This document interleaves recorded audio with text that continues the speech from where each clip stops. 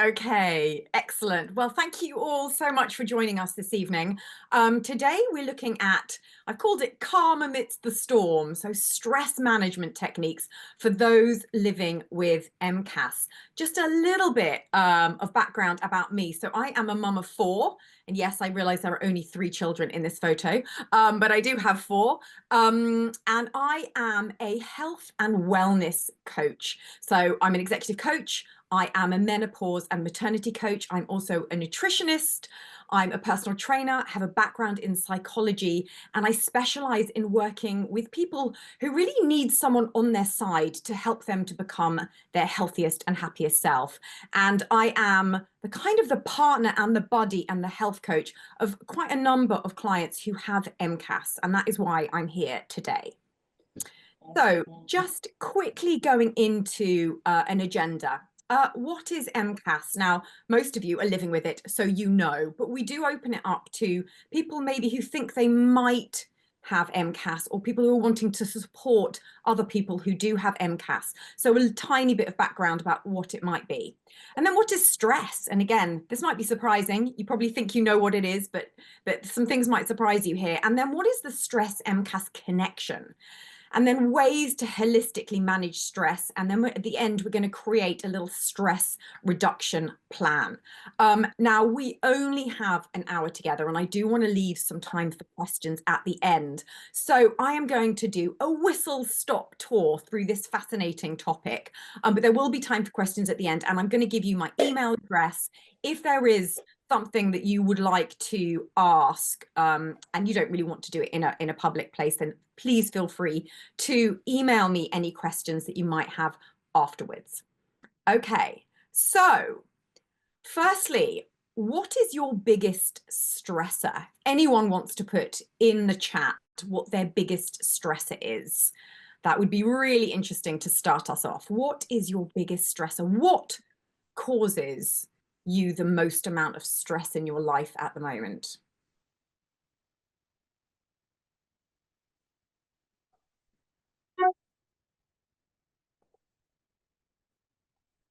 I can't see the chat, Carice. Can you read out any of them? Yeah, we've got a couple. My health. Yeah. Somebody said health and ableism. Yeah. Another person said, I'm so stressed, need help with dealing with major stress, mold in my flat, and a negligent landlord. Oh gosh. Yeah. Awful. Not being able to sleep, Yeah. health and housing, DWP. I think that, oh, we've got another one. We've got more, loads of people. Health and talking with others, filling forms, medical appointments, Yeah. worrying about eating and feeling unwell most days, social care, medical gaslighting, lack of support. Yeah. Yeah, a whole range of things. I think what that shows us, what that illustrates, is that stress comes in all kinds of forms. We can have physical stress, and we can have emotional stress, and we can have stress that's thrust upon us, and we feel like we have no control over it. There's so much stress in the world that actually understanding more about it in the different forms and how that is going to impact us is really, really important.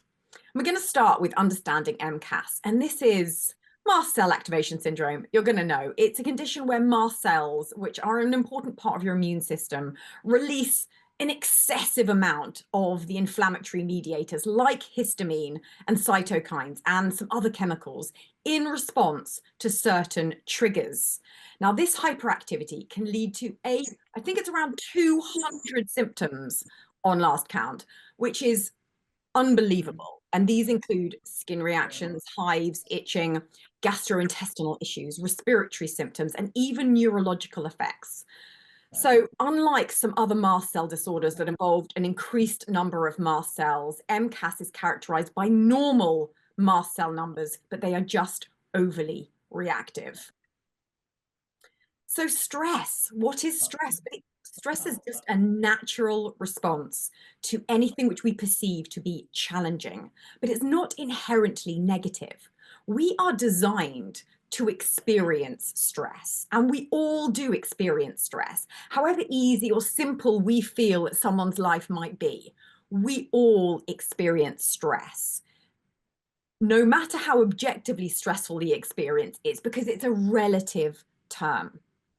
And it's experienced when the demands of a situation exceed a person's ability to cope with it. And it can be positive or negative. So the effects of stress, now whether you have MCAS or not, it has a negative effect mostly on your physical body and your emotional well-being.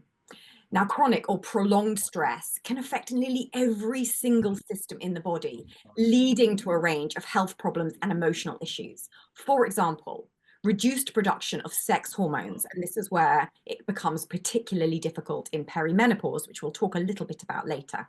High blood pressure, heart disease, stroke, impaired immune system, gastrointestinal issues, asthma, mood disorders, memory problems, many of these things which you will experience with mast cell activation syndrome anyway.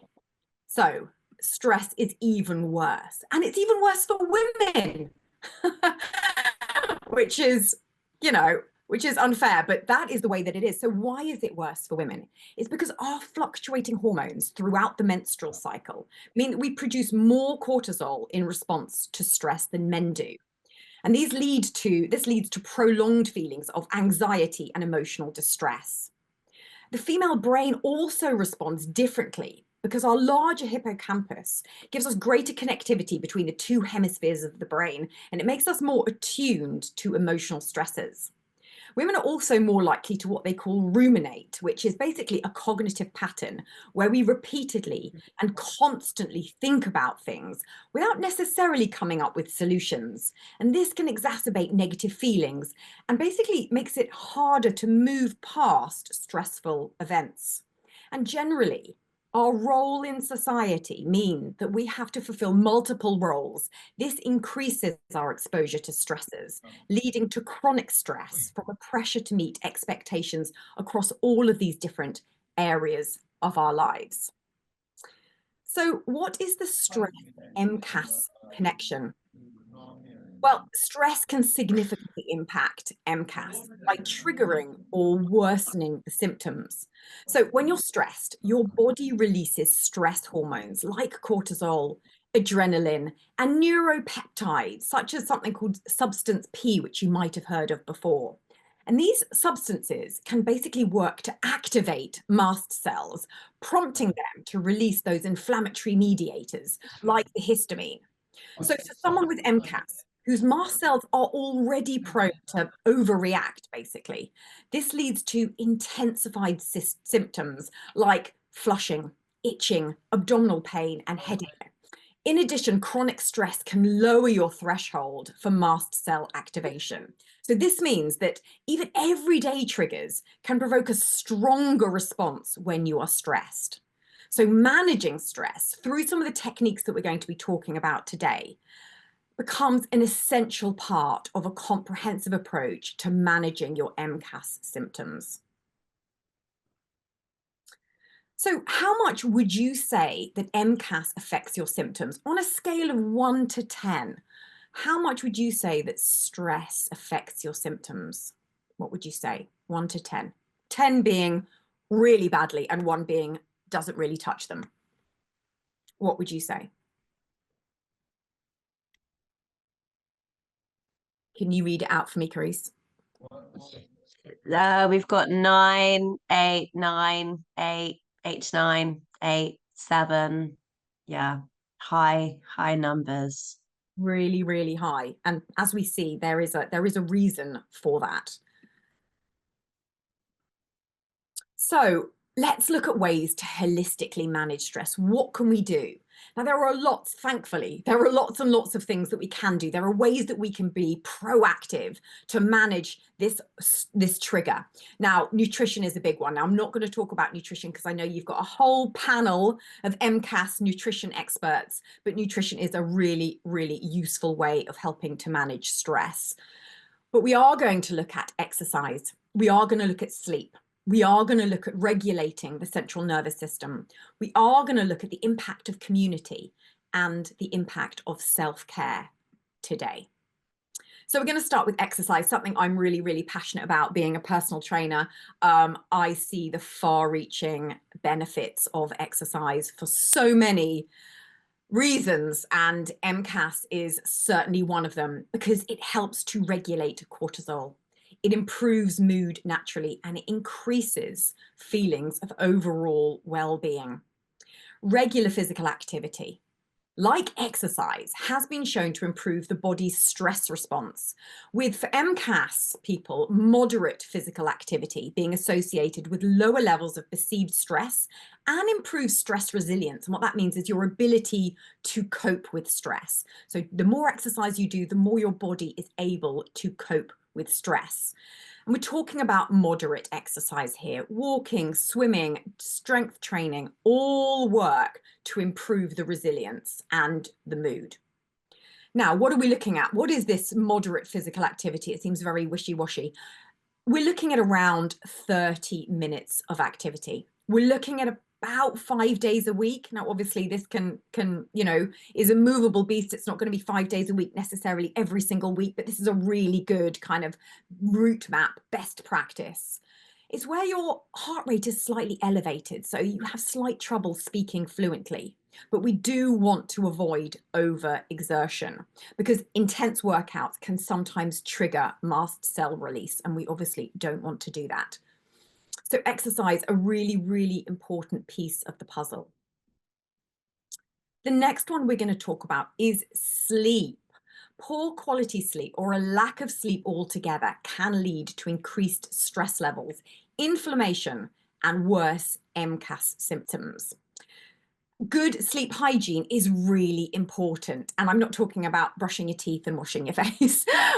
Sleep hygiene is a term that psychologists and researchers have come up with for basically your sleep routine. So what does it mean? It means no blue light around an hour and a half before bed. So what is blue light? Blue light is the light that our devices emit. It's our mobile phones, it's our tablets, it's our TVs, it's our computers.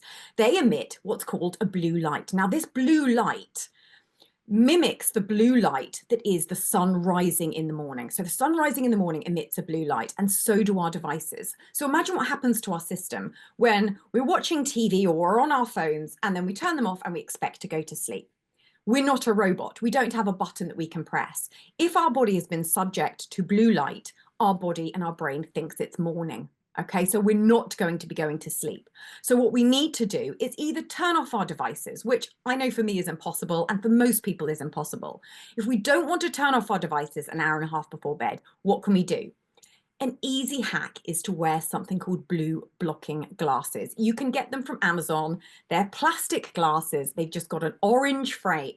And what that does is it takes away the blue light and makes everything slightly orange. And the slightly orange color mimics sun going down. It mimics candlelight. It starts to tell our body that it is time to go to bed. And that is what we want. We want that wind down. We want no caffeine. If you drink caffeine, absolutely no caffeine after midday. We want to sleep in a dark and quiet room. We don't want flashing lights. We don't want the sun coming in too early. We want to make it proper dark, proper nighttime. We don't want to eat anything within a 3-hour window before bedtime. We want to have a proper bedtime routine. If you've got children, you probably give them a bedtime routine. They have a bath and a story and they get into their jammies and whatever it is, you've got a routine, the same things, you do them every day at the same time.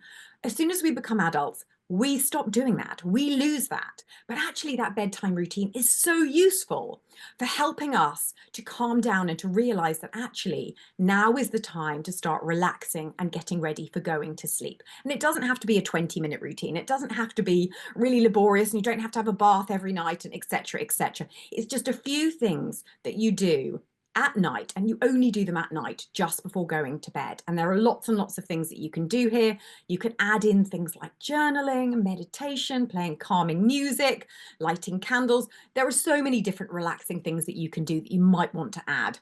Or it might just be you brush your teeth and then you wash your face and then you put on your cream and etc. etc. But you do it in the same order every single night.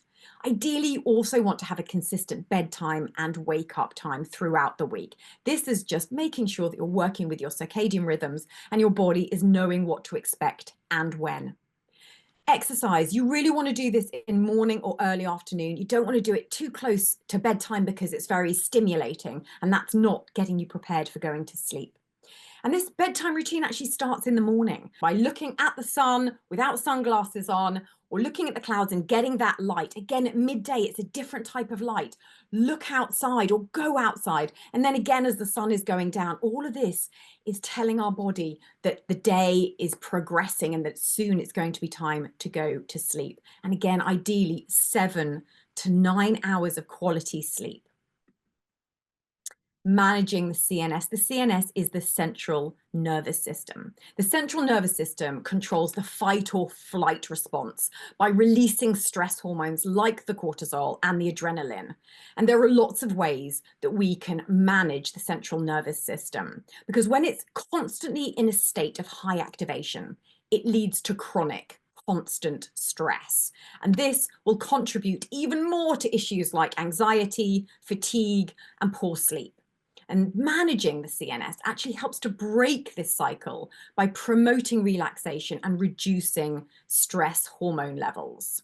So what can we do? Well, I've got just 4 methods here, but there are lots. Breath work, meditation, visualization, and gratitude journaling.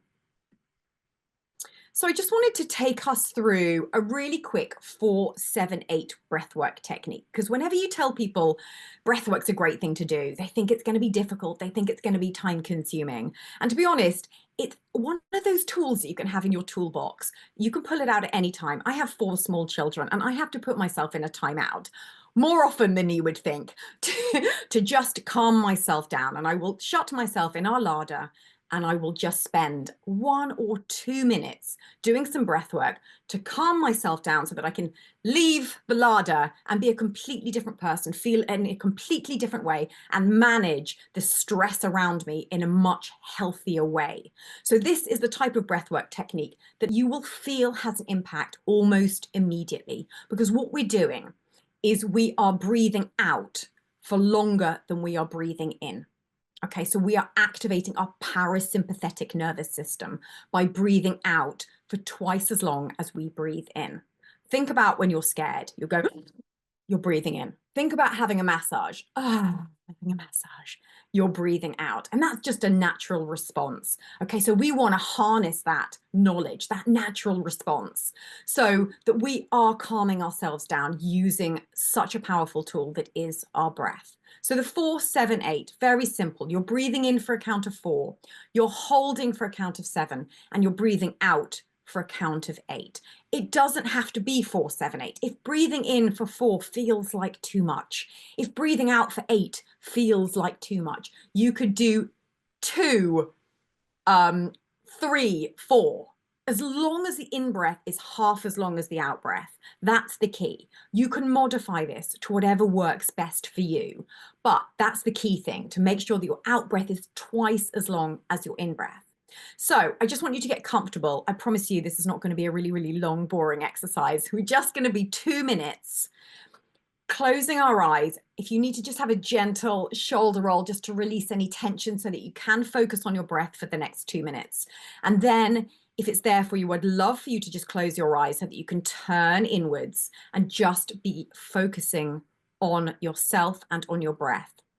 Bex, we just had a question from Amy who's a bit confused about what the 7 was. Is this the 7, is that holding? Yeah, so you're holding with the oxygen in your body for 7, and then you're breathing out for 8. Okay, but again, if this feels too much, you can modify it for numbers that work for you.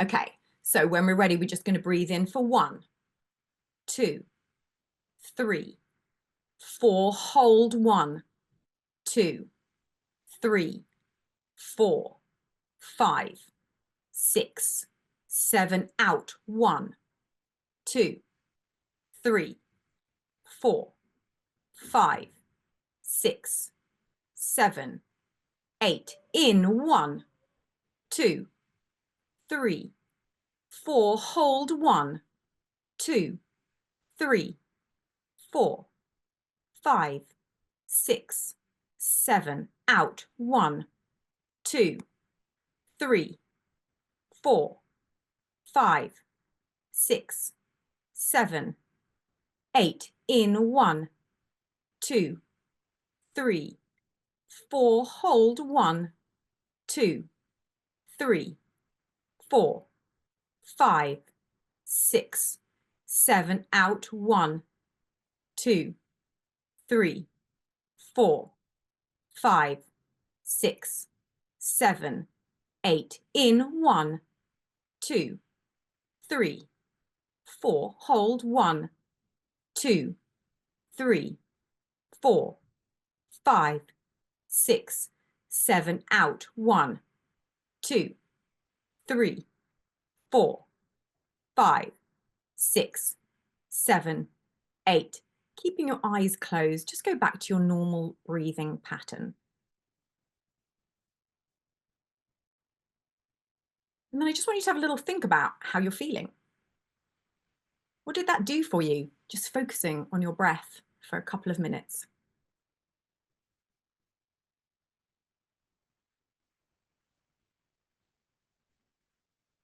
How easy was that? Costs no money, takes no time. You don't need any space. Don't need to tell anybody you're doing it. And there are loads and loads of breathwork techniques. There are ones to actually get you motivated and give you some power and some excitement, or there are ones to calm you down. But breath, anyone who's had a baby, given birth to a baby, will know the power of the breath. And it really is a powerful tool that you have with you all of the time. So I encourage you, if the 4, 7, 8 breathwork technique didn't work for you, have a little Google of breathwork techniques. There are literally thousands. So there really is no excuse, but do give that a try. Any of those times where you're feeling stressed and you don't know what else to do, just breathe. Community. Now, I think probably we all realized the power of community in lockdown through the COVID-19 outbreak. I think we realized how important community was, and the research certainly shows us how important community is for our mental health and for feelings of loneliness. And community plays a very powerful role in stress management because it provides a support network that helps to buffer life's pressures and challenges.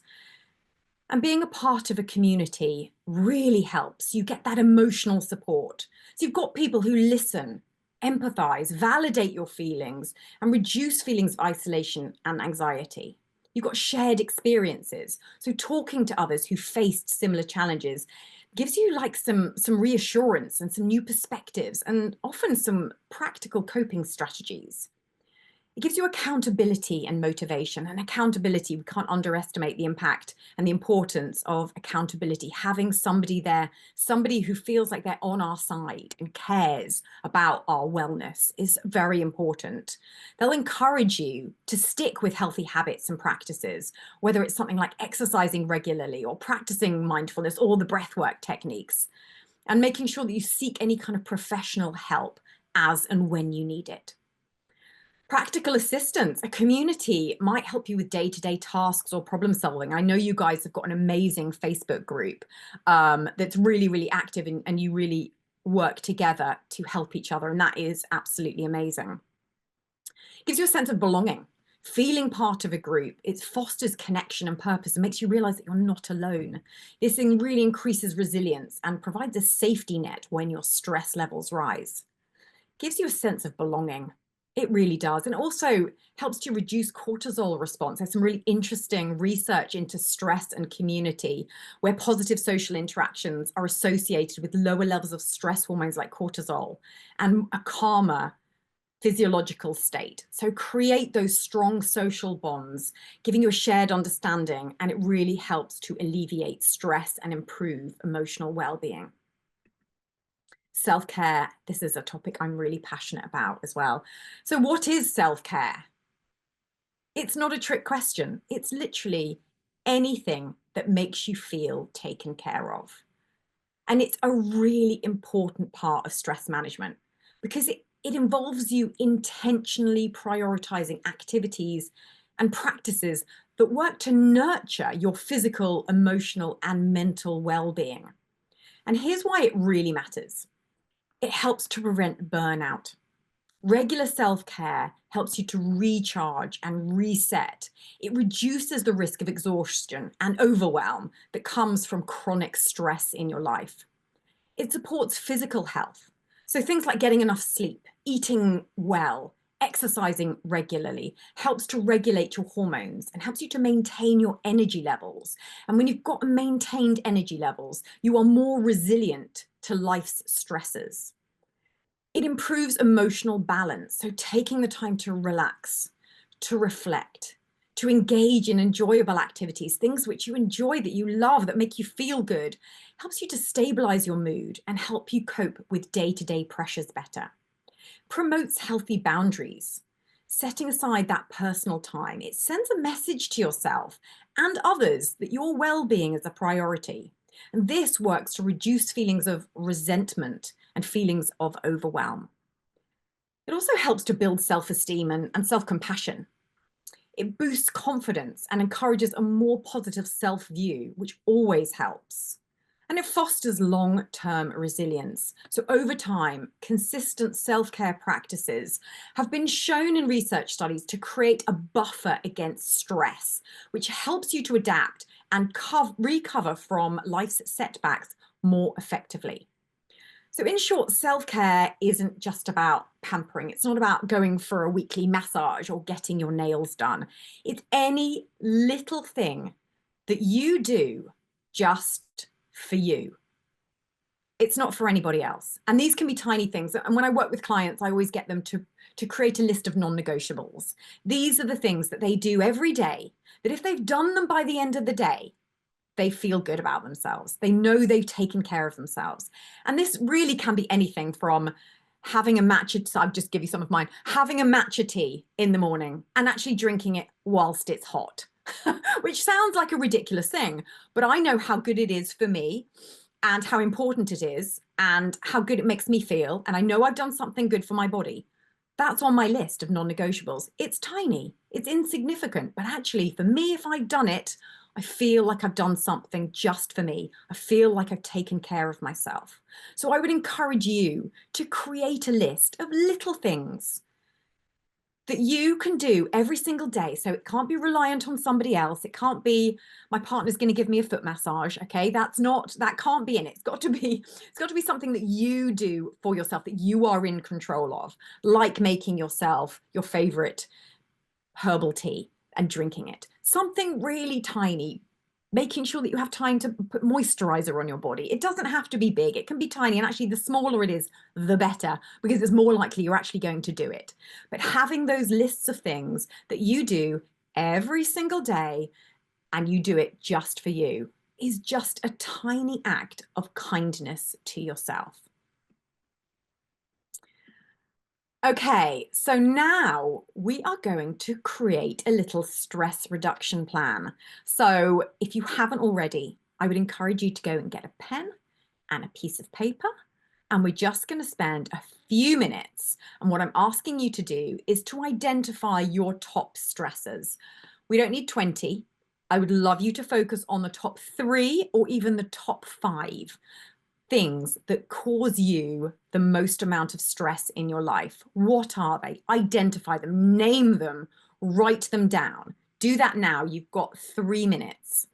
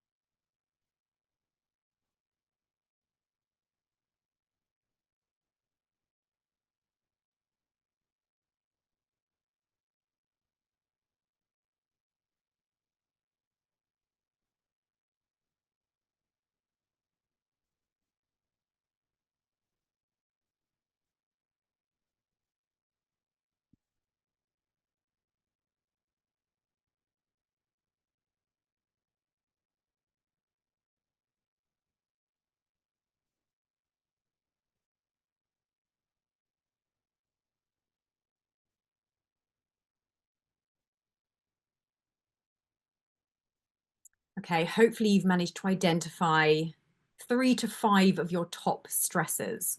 And then I want you to think back now to some of the techniques that we've talked about today, thinking about breath work or meditation or visualization or sleep or exercise or self-care, some of those non-negotiables, or any of those things that maybe resonated with you. Maybe you thought, actually, I could do a little bit more of that. I could do a little bit more exercise. Actually, I could actually prioritize my sleep a little bit better. Or actually, I could make a little bit more effort in building my community, my support network. I could ask for help where I need it.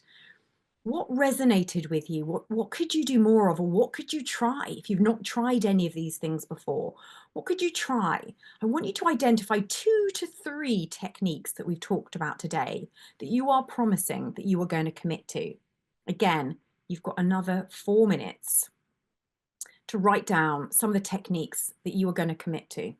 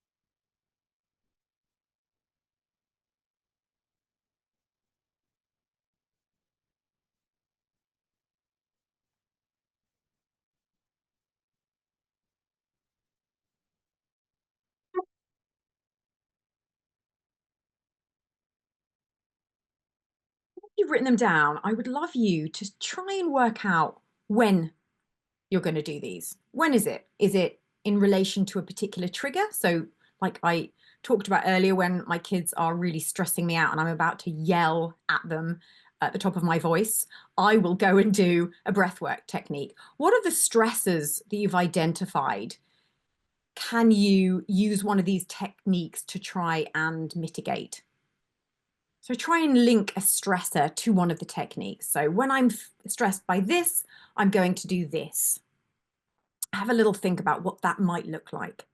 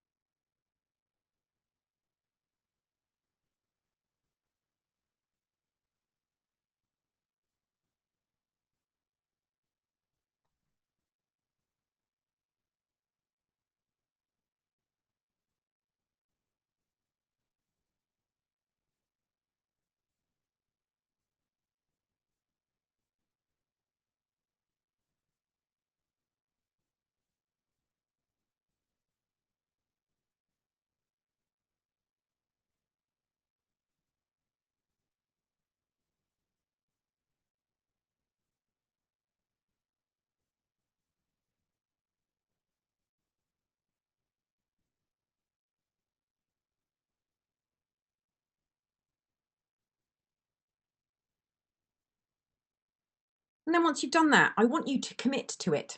I want you to say, I, Bex, am going to practice my breathwork technique every time my kids are stressing me out. I want you to put it into a sentence.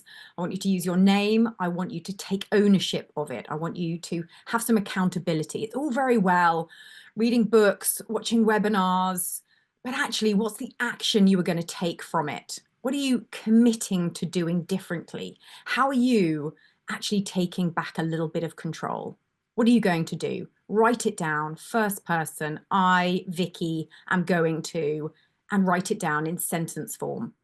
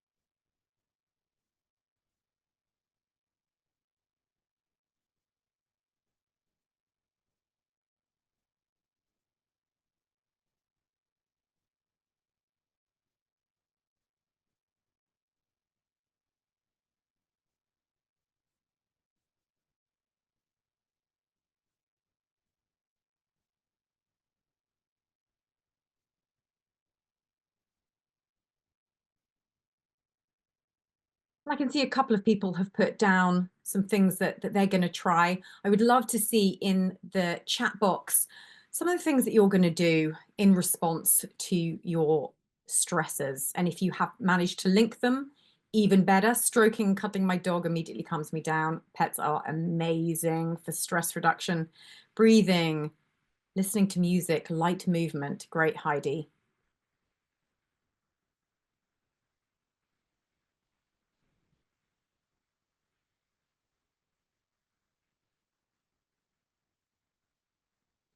Yeah, dissociating from stress is an interesting one, Amy, because it's an inevitable part of life.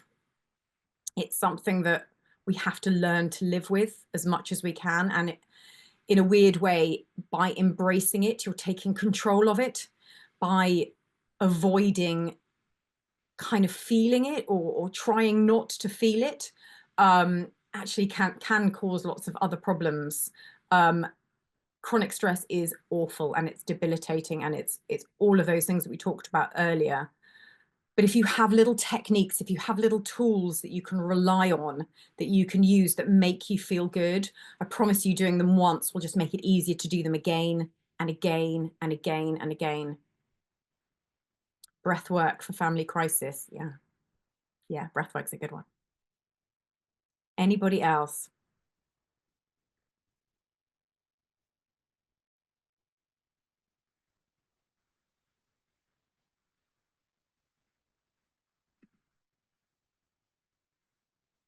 Five minutes aside, 3 times a day to focus on normal breathing to keep myself balanced. That's really great, Nikki, because the research shows that we breathe way too much. We breathe much too fast. And what that's doing is it's putting us into fight or flight. Okay. We're kind of hyperventilating throughout the day without really realizing it. Think how stressful that is for our bodies. We're there like, we're breathing way too fast. We really need to slow down that breath. And that is going to have a knock-on effect on our central nervous system and just calm us down. Yoga resets my nervous system. Absolutely. Make sure that it's not too stressful. But nice calming yoga is brilliant. I barely breathe throughout the day. Yeah. Okay. So you hold your breath a lot?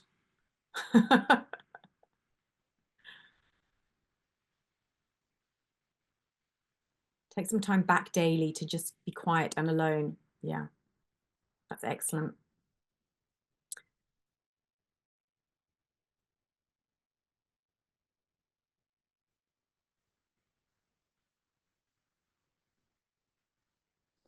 Yep, physiological reaction to an allergen. Absolutely. Do you think it's important to practice things throughout the day rather than when we are stressed? I mean, self-care is always important. Exercise is always important. Healthy eating is always important. Sleeping well is always important. These things are just important for us to live our healthiest and happiest lives.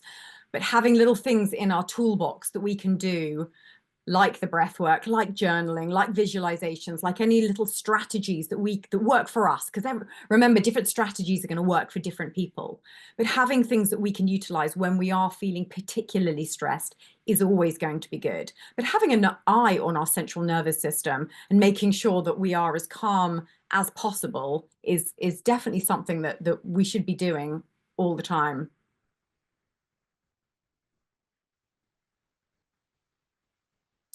Okay. When burnout, you need to be removing as many things from the to-do list as possible. Adding something, even if it's a positive thing like stress techniques, can feel overwhelming. And another thing you're failing at. Oops, I've lost you. Another things you're failing at. So please be kind to yourself. It's okay to ignore things that don't work for you. Absolutely.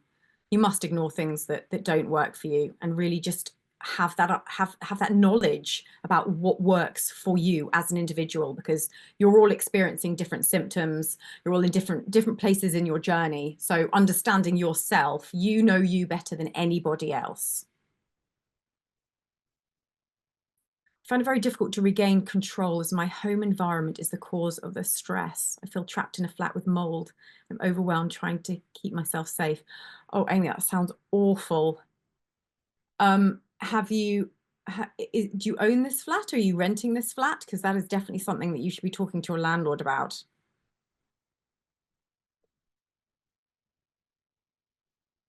I really miss the Friday glass of wine, going for a good run, etc., etc. Yeah, there are lots of things that you can't do, and that's absolutely rubbish. But there are lots of things that you can do as well, and lots of those things are going to make you feel good. So it's just really about experimenting as much as possible with other things that make you feel good and don't trigger any of your symptoms. I miss running so much. Lots of other exercise you can do that will give you that beautiful endorphin rush. Any other questions?